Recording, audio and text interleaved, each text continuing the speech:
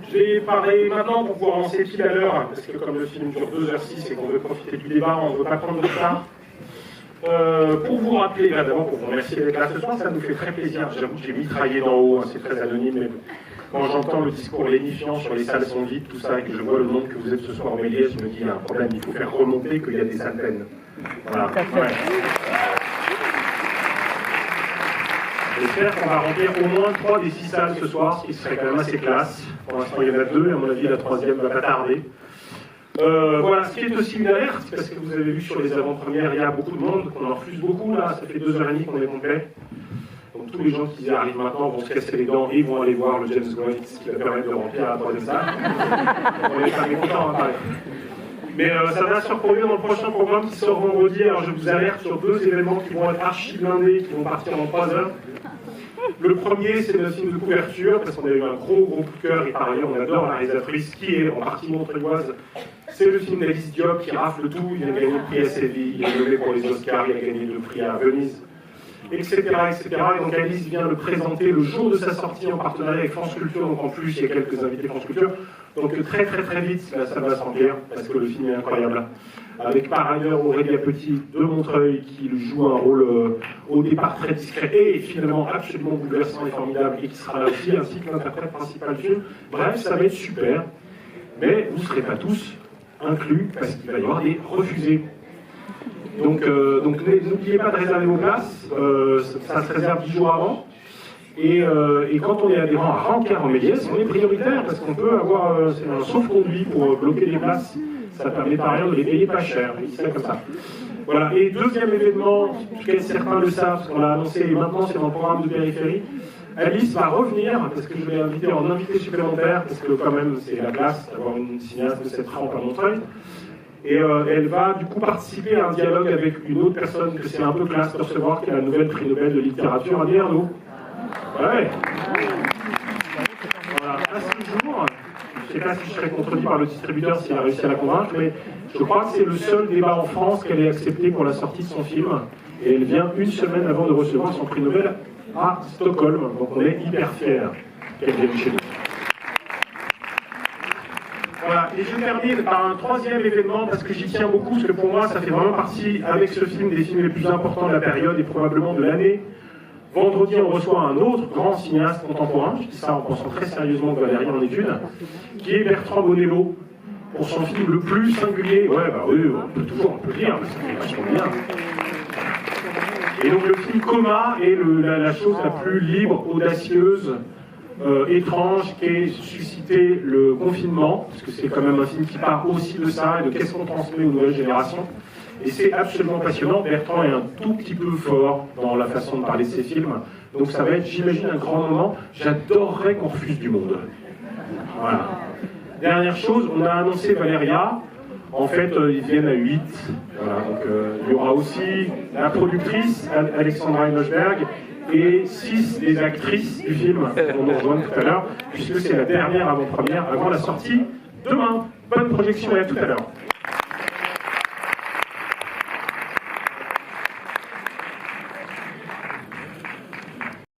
Espérons qu'elle a pu rentrer. Ah, peut-être qu'elle va pu rentrer, parce que je vois pas de main qui... Ouais, c'est ça. Mais, salut les filles, désolé. Et moi, du coup, juste j'en profite pour dire bonjour à mes cousines qui sont là. Ouais, bah oui. Ah, elles sont là.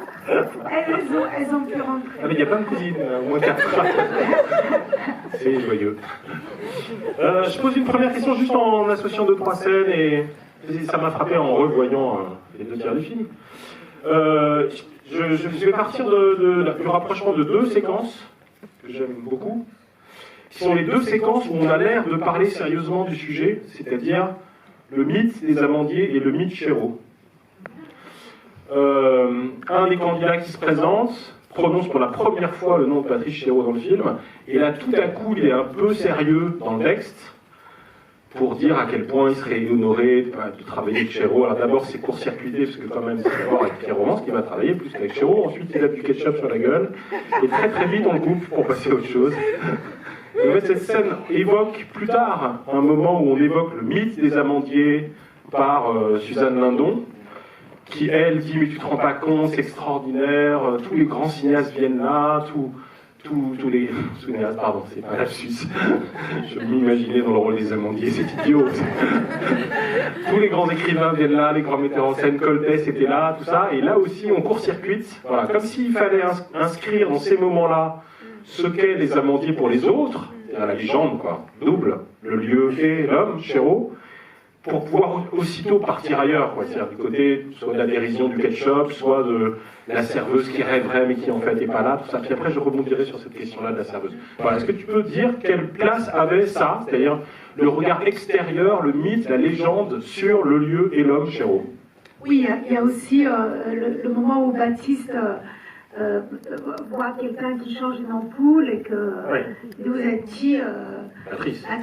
Voilà, ça c'est Louis qui... Quand il a lu le scénario, il avait écrit « Vous êtes qui ?» Il disait Patrice Chéreau. Et Louis, il a lu ça, il a dit « Moi, je peux pas dire ça, là, c'est impossible, c'est très très mal écrit. » Alors je dis « Mais je sais pas, qu'est-ce que tu peux dire Vous êtes qui ?» Alors il dit « Patrice. » Tout d'un coup, c'était bien. Du coup, ça comprend l'autre, Halloween. Après un moment, on avait pensé même qu'il disait Patrice, mais il disait Baptiste, il disait mais Patrice qui? Et l'autre, et qui pouvait répondre Patrice Dupont, et comme une blague. Mais après, on l'a pas fait, ça aurait été vraiment idiot. Mais en tout cas, tout ça pour dire qu'en tout cas, il tourne le dos et s'en va, lui aussi. Lui aussi, il court-circuite quand il lui dit Patrice Chéreau, il s'en va.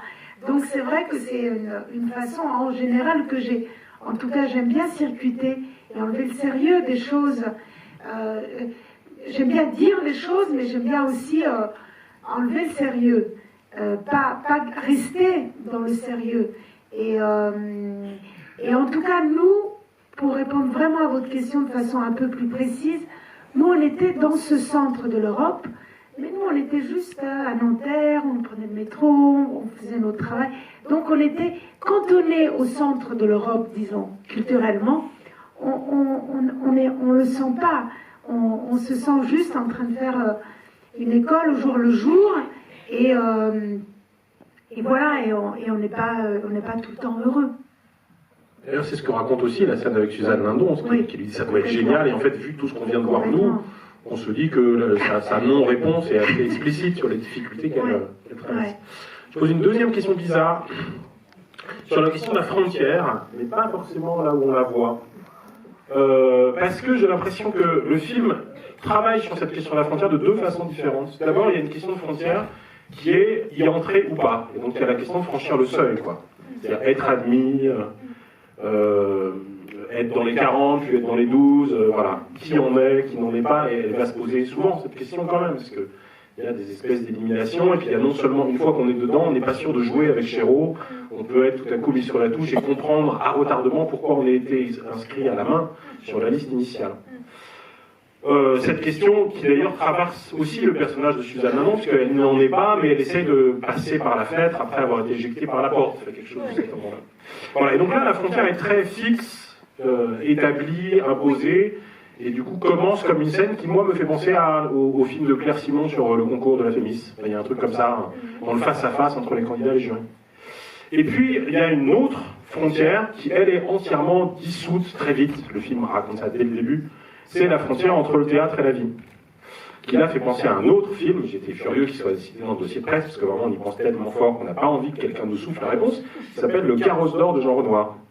Dans Le Carrosse d'or, chef-d'œuvre absolu, il y a cette phrase où commence le théâtre, où finit le théâtre et où commence la vie. Voilà. Et là, le film est entièrement fondé sur cette idée-là, c'est-à-dire que on est en train de faire son numéro d'acteur, et puis tout à coup ça continue, et on ne sait pas pourquoi ça continue, si ça fait partie du rôle, si c'est des excès du personnage, et de très nombreuses scènes vont être travaillées par ça, toutes les frontières à l'intérieur étant abolies, y compris la frontière prof-élève, la frontière loi et hors la loi, enfin, voilà. Donc je voudrais savoir comment à l'écriture, avec Agnès de Sassy et Noémie Bosky, vous avez travaillé toutes les trois sur cette idée-là de la frontière extérieure, sur y entrer ou pas et qu'est-ce que ça change, et à l'intérieur sur comment finalement cet espace abolit toutes les frontières. Ça, vous avez forcément travaillé sur ça, là.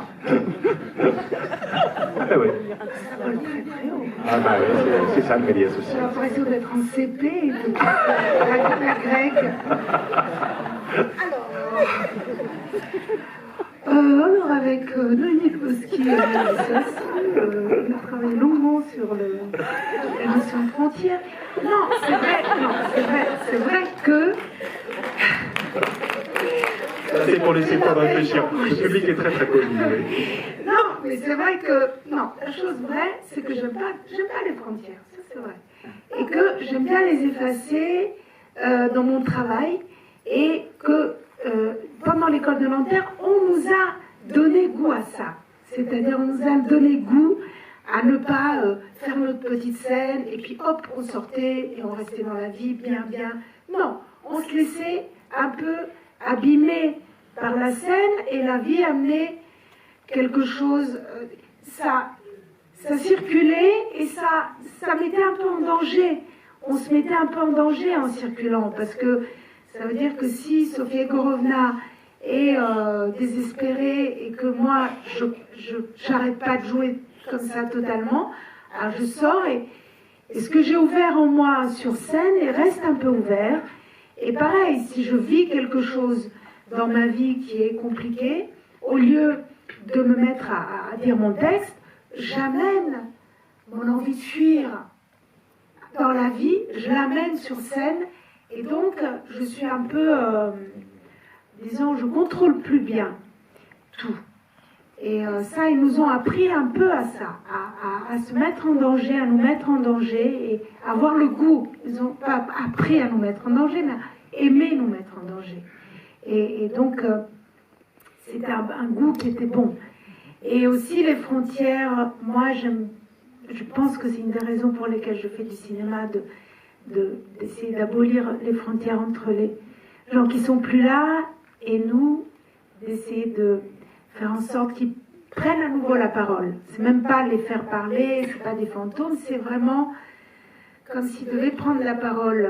Et je pense que le travail même de Louis, par exemple, il a été comme de devenir un récipient, et qu'il y avait des paroles qui venaient, même pas souvent pas les paroles écrites, parce que, comme je le disais tout à l'heure, Louis était très critique sur son texte et sur ce qu'on avait écrit, donc il était très moqueur, mais ça m'allait, ça me va, et je disais, bon alors vas-y, et donc il a improvisé beaucoup, mais j'avais l'impression qu'il était comme... je ne veux pas être trop métaphysique, mais comme traversé comme ça par une énergie de Chéreau, sans vraiment décider, et j'ai parfois l'impression que dans les films, les gens qui sont plus là prennent la parole, parlent, disent encore, et que, en tout cas, qui sont là, et même beaucoup de gens qui ne sont pas vraiment, il n'y a pas de personnage de Luc Bondy, mais Luc Bondy, qui était un grand metteur en scène, qui travaillait beaucoup avec Chéreau, et avec Micha, et avec Louis. Il est dans le film. Coltès, il est là. Il y a le monologue d'Étienne, il y a la phrase. Bertolucci même, il est là, dans la scène, dans la cabine téléphonique. Donc, il y a beaucoup de gens, voilà, pas nommés, de personnes. Et voilà la frontière aussi. Tu vois, on peut très très bien répondre à cette question quand même. Bravo. Je rebondis sur la réponse autour de Louis. Tu racontes que en fait le seul pour lequel le texte n'existait pas vraiment, c'était Louis. N'existait pas. Oui. Exagéré. Mais il a une grande propension à la moquerie à mon égard, qui est devenu un mode de communication pratiquement. Et moi, je joue le rôle de celle qui se laisse qu'on se moque d'elle. Tout le monde joue le rôle de ceux qui rigolent. Et moi, mais tout ça, croyez pas, je le laisse faire, mais après, hop, c'est pour avoir un résultat. Oui. Voilà. J'ai pas d'orgueil, donc je m'en fous complètement qu'on se moque de moi. J'aime bien même. Faut pas me dire ça, pardon. J'adore.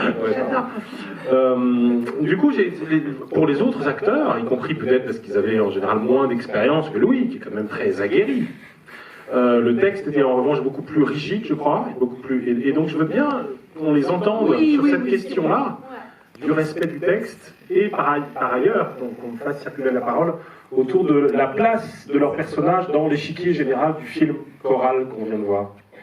Clara, la place dans les choix. Clara. Non, mais déjà par rapport à la rigidité du texte, pas du tout. Enfin, les scènes étaient très écrites, donc on sentait le cœur de la scène, on avait compris. Et après, si un petit trésor du présent arrivait et que quelque chose nous venait en bouche qu'on avait envie de dire, on le disait. Et donc, mais c'était pas pour rajouter des petits mots qui amenuisent la parole, pas pour dire plein de petites choses qu'on dit dans la vie, mais qui servent à rien, je crois, dans une prise. Mais c'était pas du tout rigide. Enfin, c'est vraiment Par exemple, je peux dire une chose magnifique de Clara, Bonnie and Clyde. Ah oui. Ça, c'est Clara. Mais ça, c'est vraiment au fond, comme si elle avait elle avait fait vraiment mis dans le mille. J'ajoute une question, Clara, au passage, parce que le temps de circulation des micros, c'est le seul personnage dont on cite le modèle dans le dossier de presse, alors que pour les autres, on voit bien qu'il y a parfois plusieurs modèles. J'imagine que les proches peuvent identifier une telle ou un tel. Et toi, on citait Eva Ionesco comme le modèle le plus proche de ton personnage. Est-ce que inspiré d'eux. Inspiré d'eux, voilà.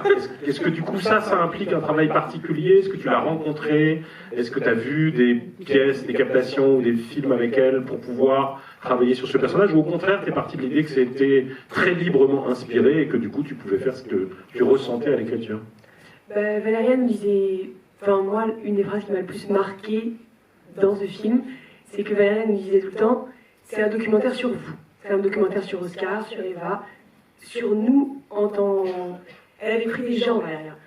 Donc, oui, quand je suis venue au casting, par exemple, on m'a dit, tu viens pour quelqu'un inspiré d'Eva Ionesco, donc vraiment ne viens pas habillé comme ça, viens en Eva Ionesco, viens en mini-jupe, pantalon et très maquillée. Donc en fait, j'avais une sorte d'enveloppe, mais je crois que assez vite, je me suis dit que puisque j'avais le costume, j'avais le maquillage, en dessous de ça, je faisais ma vie.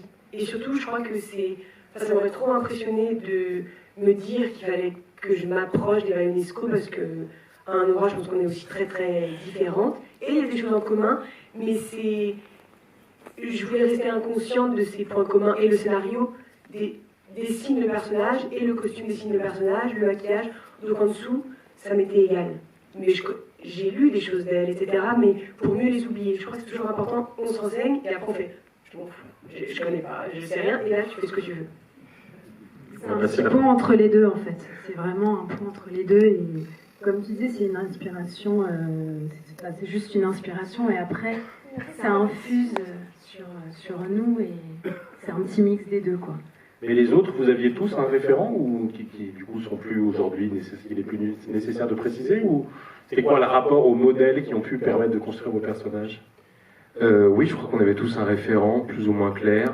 Après, Valériane nous a jamais dit oui, prends un café avec lui ou elle et devenez meilleurs copains et puis fais la même chose. Moi, par exemple, c'était Laurent Gréville, que j'avais trop peur de contacter. Et j'ai regretté d'ailleurs, parce que je l'ai rencontré après, il est super sympa. Mais c'est pas perdu. Pardon? C'est pas perdu du coup. Enfin, non, rien n'est perdu. Mais je l'ai vu dans un documentaire où il parlait de son rapport au métier. Et je me suis reconnu dedans. Et voilà, c'est tout ce que j'ai fait pour travailler sur ce film. Non, c'est pas vrai. Je crois que c'était pas anodin. Enfin, le choix n'était pas du tout anodin, parce qu'on avait tous et toutes beaucoup de résonance et de rap. Enfin, il y avait forcément quelque chose qui nous ralliait à nos personnages, quoi. Je crois que c'était comme une danse inconsciente que Valériane nous avait mis dans le rôle qu'on devait faire. Donc, à partir de ce moment-là, on jouait avec ce personnage réel, mais parce que déjà Valériane, dans l'écriture, avait joué entre le réel et la fiction, et donc nous, c'était pareil, on jouait entre le scénario et nous, et Valériane et la caméra. Il y avait plein de choses, et on faisait notre petite danse à nous, entre tout ça. Et puis aussi, je pense qu'on était assez libres, chacun, c'est-à-dire que chacun dans la troupe, on a décidé comment on voulait travailler de manière complètement libre, qui nous a jamais dit va rencontrer et tout ça. Moi, je sais que j'avais compris que mon personnage était inspiré d'Agnès Jaoui, et j'avais eu envie, parce qu'en fait, j'avais compris qu'elle avait continué à parler de son rapport compliqué avec Patrice Chéreau. J'avais vu qu'elle avait continué à en parler dans des articles, dans des interviews. Et je me suis dit, si elle en parle encore maintenant, ça veut dire qu'à mon avis, si je l'entends parler, ça va être à vif. Et moi, pour mon travail de comédienne, ça va me servir, ça va être de la matière d'entendre comment elle parle. Et du coup, je lui ai demandé qu'on parle au téléphone, elle a accepté. Et c'est vraiment ça qui s'est passé, c'est ça qui m'a aidée. C'est que quand je l'ai entendue parler, elle était encore en colère.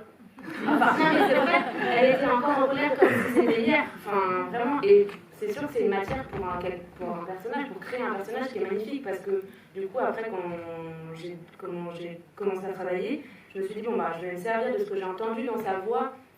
Parce que dans la colère, il y a aussi la honte, il y a aussi le fait de ne pas se sentir regardé, tout ça, et tout ça, ça s'entend dans la voix. Donc je me suis servi de ça, et après, évidemment, de la manière dont je me dirigeais, et tout ça, et du texte.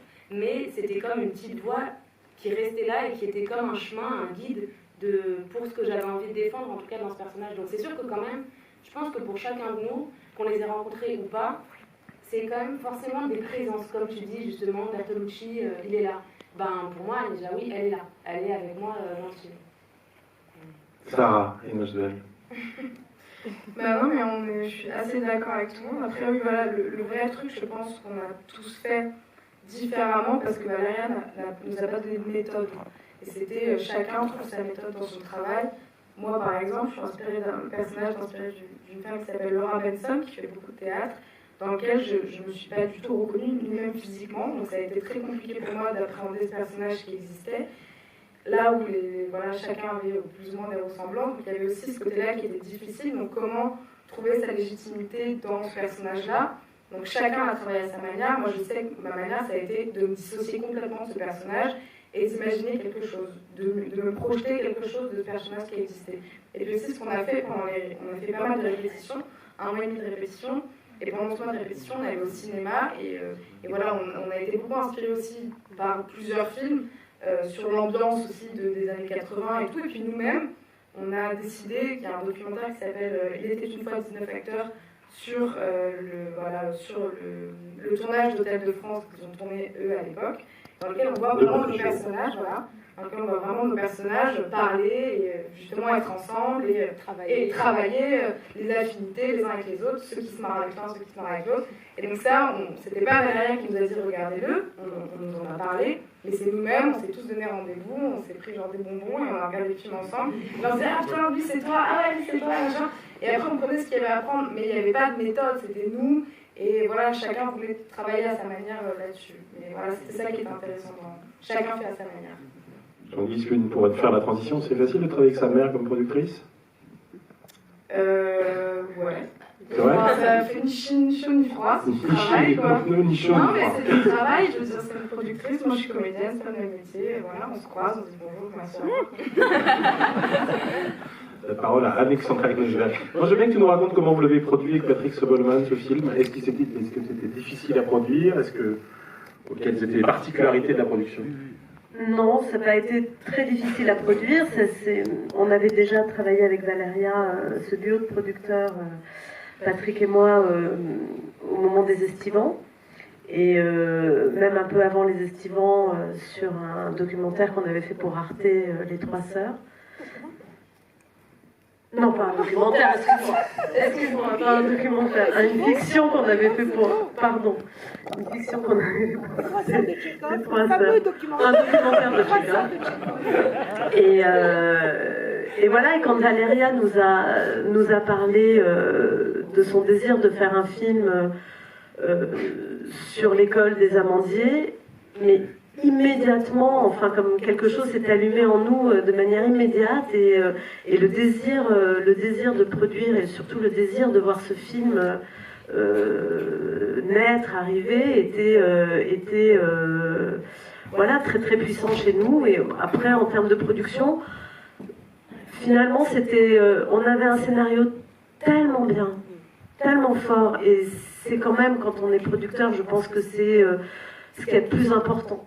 Voilà, c'est notre outil de travail à nous, producteurs, et le scénario était formidable. Et avec un scénario formidable, on passe toutes les portes. Donc on a passé les portes de l'Avance sur Recette, d'Arte, de Canal, voilà, finalement assez vite. Du Festival de Cannes et du Méliès de Montreuil, à toutes les portes. Qui pose la première question?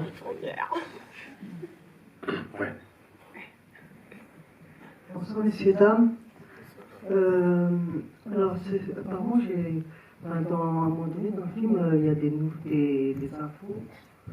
Ils disent 1986, Tchernobyl. Pourquoi avoir choisi Tchernobyl exactement? Ah oui, on avait beaucoup d'informations dans le journal télévisé, on avait d'autres choses, mais comme ça, je sais pas. C'est comme une musique, on a rajouté ça avec la monteuse, c'était pas dans le scénario ça. Un jour, je suis arrivée dans la salle de montage et la monteuse avait mis la voix off du journal télévisé sur le rideau qui s'ouvre et tout d'un coup, il y avait le monde extérieur qui entrait dans le monde clos du théâtre. C'était vraiment comme le jour de la mort d'Étienne. Et aussi, peut-être aussi, c'était comme quand on met une musique, tout de suite, c'est bien ou c'est pas bien. Là, c'était tout de suite bien. Ça, on peut pas l'expliquer. Quand Alexandra et Patrick l'ont vu la première fois au montage, tout de suite, c'était une évidence. Peut-être aussi cette chose quand quelqu'un meurt, et après on a beaucoup de morts dans une catastrophe, et quelle est, comment dire, la relation entre la mort individuelle et puis la mort de gens qu'on ne connaît pas, beaucoup de... Voilà, cette chose-là, la souffrance individuelle et celle qu'on imagine d'autres gens, c'était fort.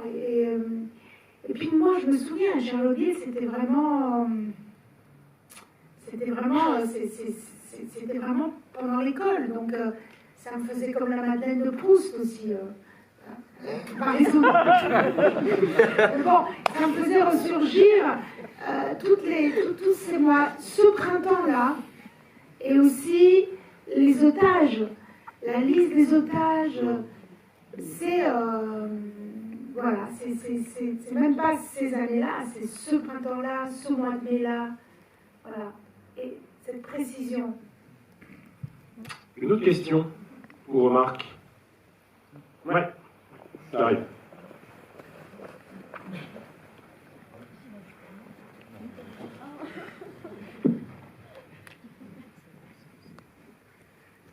Vous avez parlé avant de la perméabilité entre la vraie vie et ce qui se passe au théâtre. Et du coup, c'est une question qui s'adresse aux comédiens et comédiennes. Est-ce qu'aujourd'hui, vous vous sentez aussi perméable qu'à l'époque où vous étiez en cours de théâtre? Et comment ça a évolué? Est-ce que ça se travaille? Est-ce qu'on apprend à couper? Voilà.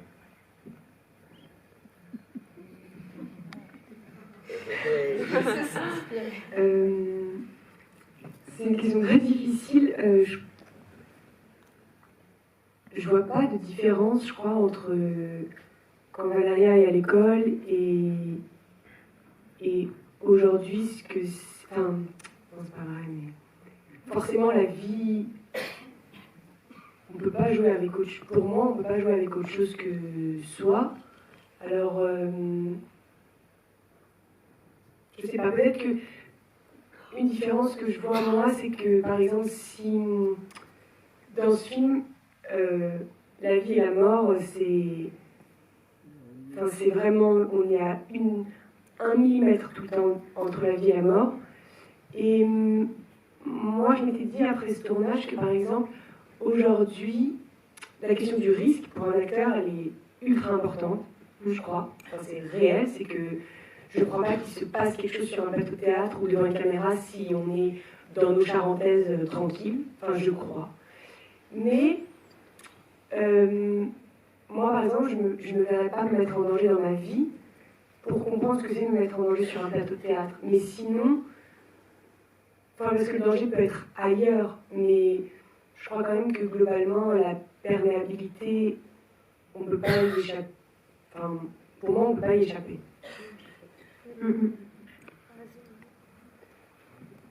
je me souviens, encore une fois, je parlais avec Suzanne. Elle m'avait dit un truc que je trouvais trop intelligent. Elle m'a dit. Suzanne Lindon, oui. Oui, tout à fait. Elle disait, elle m'avait dit, c'est marrant, on parlait de quand on est comédien, les moments où on a peur de pas jouer, de pas travailler, tout ça. Et elle disait, moi, j'ai pas peur de quand je travaille pas, parce que je me dis que je pourrais pas travailler si j'avais pas des moments de vide. Parce qu'en fait, les moments de vide, c'est les moments de vie, c'est les moments de ma vie. Où je suis amoureuse, où je suis avec mes amis, où je vois ma famille, où j'ai des peines de cœur, où j'ai des peines... Tout, enfin bref, la vie, quoi, ce qui se passe dans ma vie. Et ça, tout ça, ça me nourrit pour mon travail. C'est-à-dire que les choses, c'est un métier qui est quand même particulier, mais où les choses sont liées, et en effet, je suis complètement d'accord avec ce qu'elle dit, et je trouve ça extrêmement juste, parce que je pense que c'est un outil de travail, la vie, pour un comédien. Ce qu'on a vécu, moi, en tout cas, moi j'aime travailler comme ça, et je crois que t'aimes travailler aussi comme ça, Valéria, parce que au moins on parle de l'humanité en réalité. C'est-à-dire que, par exemple, dans le documentaire, il y a un documentaire qui a été fait sur les Amandiers, qui s'appelle sur le tournage des Amandiers. Diffusé cette semaine au Méliès de Montreuil, merci. Voilà. Qui s'appelle Des Amandiers aux Amandiers, et il y a un moment où tu demandes à Vassili pour une scène, qu'est-ce qui te fait honte? Et là, il commence à parler de ses propres hontes et tout ça. Et il parle de ses propres hontes à lui, il n'invente pas une honte pour un personnage. Et ça va être sa matière pour travailler. Et je me dis que c'est comme ça qu'on peut réussir dans un film ou sur une scène de théâtre à parler entre humains. C'est quand on parle des vraies choses qui nous traversent. Alors que je ne crois pas qu'une honte qu'on invente pour un personnage qui est complètement du blabla, on se dit oh oui, la honte de je sais pas quoi. Non, je pense que se servir de sa vie, c'est se mettre en danger, mais c'est aussi un acte généreux, parce que c'est comme ça qu'on se parle les uns aux autres, entre êtres humains. Voilà. Et je sais pas si c'est toi, Valéria, ou Clara qui l'a raconté la dernière fois, mais tu disais, je crois, Clara, c'est toi qui avais dit que Valéria t'avait dit, pardon, c'est compliqué, que ce que tu cherchais aussi à faire avec les personnages des Amandiers, là, de ce film-là, c'était de nous prendre nous, mais de nous décaler d'un centimètre. Et j'ai trouvé ça hyper marquant, cette phrase, parce que après, chacun a sa manière de travailler, mais je pense sur ce quoi on se rejoint tous ici, nous, comédiens de ce film. C'est ça qui nous intéresse aussi, c'est nous, à plein d'endroits, mais un tout petit peu à côté. Et c'est ça qui nous permet aussi de ne pas être... si on vivait vraiment les choses que vivaient les personnages, on serait tous malades, enfin, on serait mal là devant nous. Et pourtant, on est hyper heureux. Donc, je pense voilà, il y a aussi se trouver la justesse là-dedans de soi face à son jeu et à son travail. C'est un travail. Et c'est juste un travail qui se sert de notre vie et de nos expériences et de nos humeurs et de nos caractères. Et voilà, c'est comment tu arrives à mélanger tout ça et en faire un truc, quoi. Moi, je vais juste rajouter que je pense que ça dépend aussi beaucoup des acteurs. Il y a des acteurs qui ont besoin de... Enfin, moi, par exemple, en casting, pour me faire monter les larmes, j'ai essayé de penser à ma grand-mère morte et à mon chien, ça marchait pas. J'ai tout essayé, hein. J'étais crispé. Vas-y, putain, cancer. Non. Et moi, ce qui marche, par exemple, c'est vraiment le pouvoir de la fiction. C'est-à-dire que si j'arrive à me concentrer et à être vraiment dans la scène, c'est-à-dire que l'espace de la scène, je suis quelqu'un d'autre. Et c'est magique. Et je peux être en larmes et en même temps, je vis... j'ai l'impression de jouir. Enfin, peut-être pas mon propre, mais c'est une jouissance, quoi. C'est une expérience cathartique. Mais ça dépend vraiment des gens. Il y en a, ils ont besoin d'écrire des bouquins sur leurs personnages et de se ressasser leurs pires souvenirs. D'autres, ils vont te faire un monologue, ils vont te faire tout Hamlet, et puis après ils sortent et ils boivent un café et tout va bien, quoi. Ça dépend vraiment. Moi je pense que ça dépend des acteurs. Après c'est sûr qu'on est toujours perméable et que quand ça va pas, ça va forcément influer sur le jeu ou une autre émotion d'ailleurs, pas que le malheur. Hein. Il y a d'autres choses dans la vie.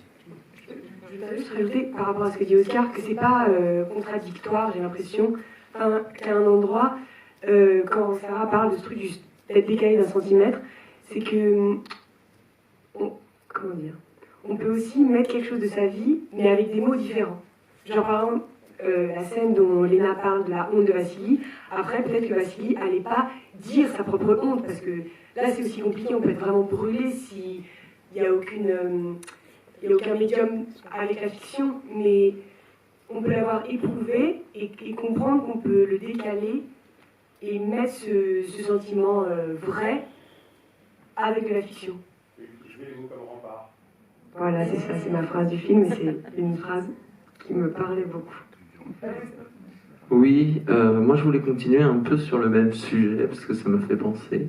Déjà, merci beaucoup pour le film, je l'ai trouvé magnifique, ça m'a beaucoup touché.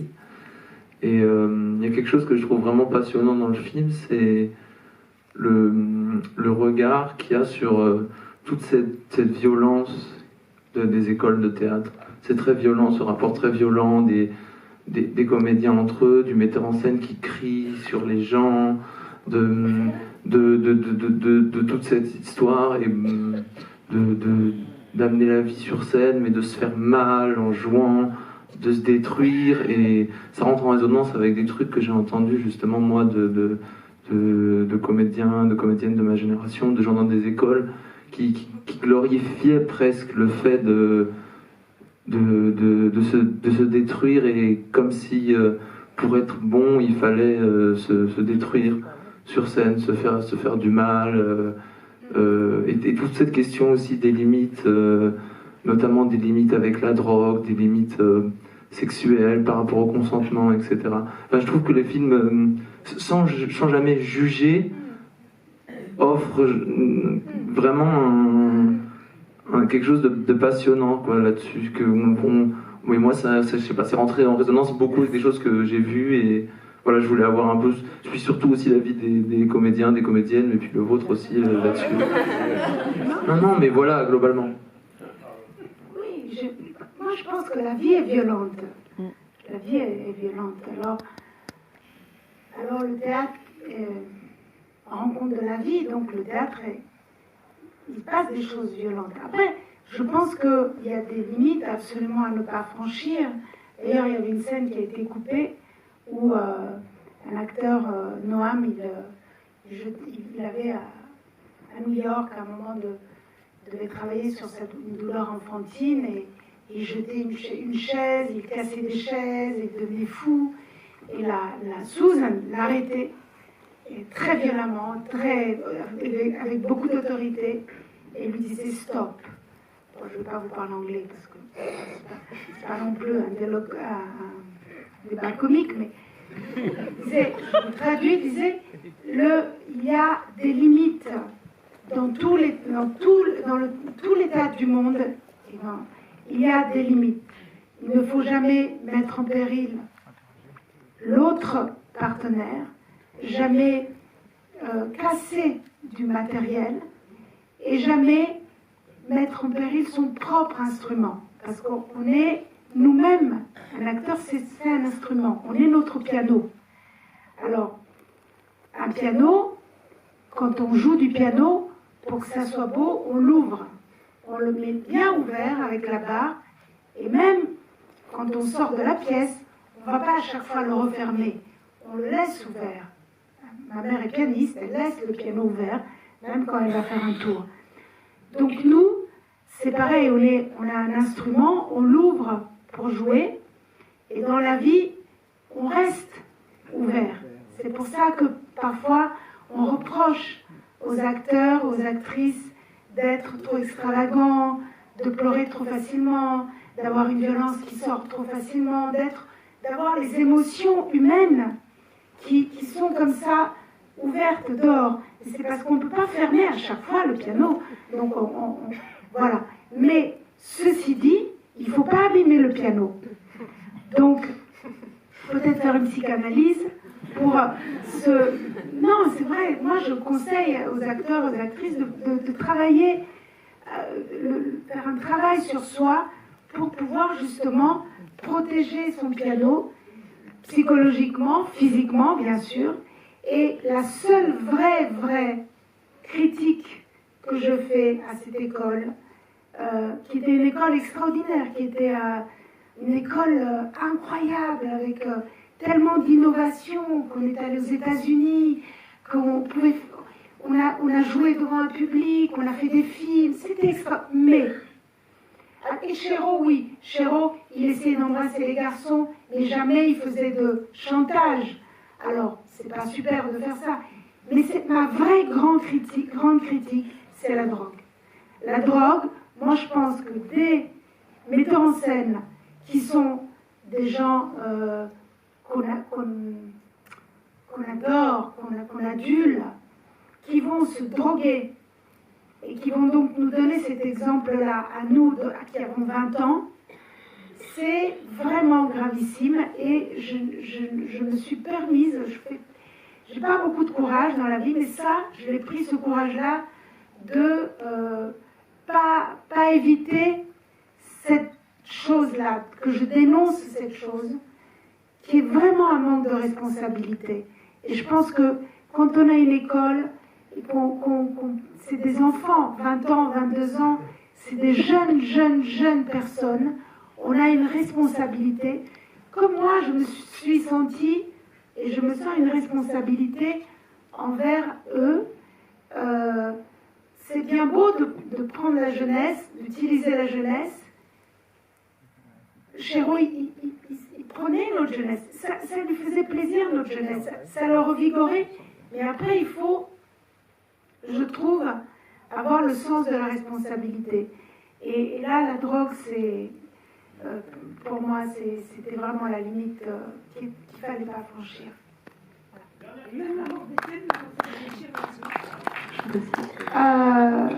Déjà, c'est pas Étienne, c'est Thierry. Il est mort bien après l'école. Il est mort après Pierre Roman. Pierre Roman est mort d'une overdose dans la vraie vie. Et Thierry est mort 6 mois après d'une overdose. Je ne crois pas que Patrice ait fait une autocritique par rapport à ça. Non, je pense pas. Lui, il a arrêté complètement de se droguer, mais je pense pas qu'il... voilà, mais voilà, peu importe. Moi, je la fais, et puis elle vaut ce qu'elle vaut, mais moi, je la fais fortement. Bonsoir. Bravo pour le film, c'était très très beau. Et j'avais une question plus sur l'esthétique et la direction de la photographie. Il me semble que c'est les couleurs du film. Et déjà, il y avait la qualité de l'image. J'imagine que c'est évidemment intentionnel, mais il y avait cette espèce de grain. Donc si c'était pour voilà, réévoquer les images de cette époque.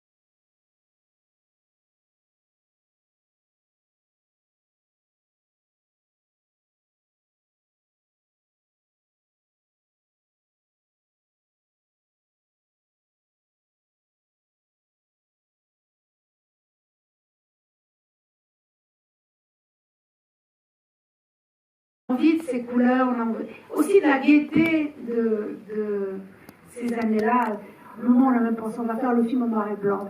C'était vraiment, mais tellement contre ce qu'on voulait faire. Ça aurait été vraiment une folie, une absurdité. Mais on terminera sur cette folie et cette absurdité. Merci beaucoup et à tous. Une bonne soirée. À vendredi, jeudi avec Bertrand Bonello.